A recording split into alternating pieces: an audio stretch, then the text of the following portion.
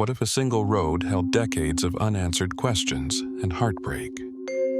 Welcome to the Highway of Tears, Highway 16 in British Columbia, where over 40 women, mostly Indigenous, have disappeared or been murdered since 1970.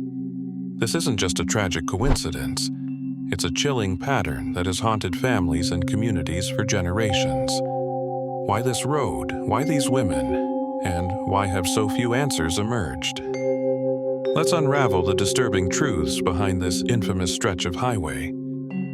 The victims share haunting similarities: young, female, often Indigenous, and many were last seen hitchhiking. In remote areas with little public transport, hitchhiking was often the only option. But predators knew this too. The Royal Canadian Mounted Police, RCMP, initially dismissed many cases, labeling them as runaways. This systemic neglect, rooted in racism and indifference, allowed the disappearances to continue largely unchecked.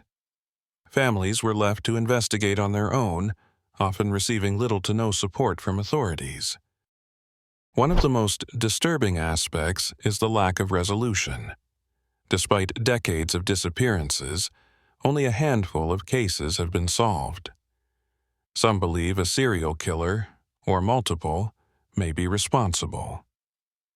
Others point to human trafficking rings exploiting the isolation of the region.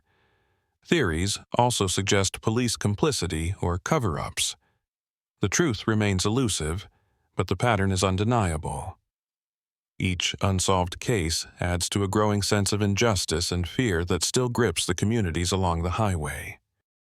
In 2006, the RCMP launched Project E-Pana to investigate 18 of the cases, later expanding to 29. But progress has been slow, and critics argue the effort came far too late. Meanwhile, Indigenous activists and families have tirelessly pushed for national attention.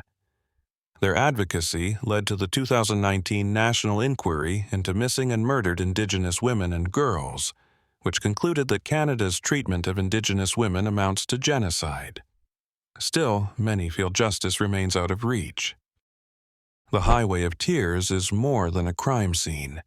It's a symbol of systemic failure.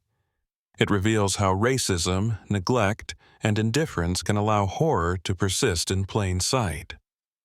While some awareness has grown, the disappearances haven't stopped. Real change demands more than inquiries. It requires action, accountability, and a commitment to protect the most vulnerable. Until then, the highway remains a haunting reminder of lives lost and justice delayed. The question is, how many more?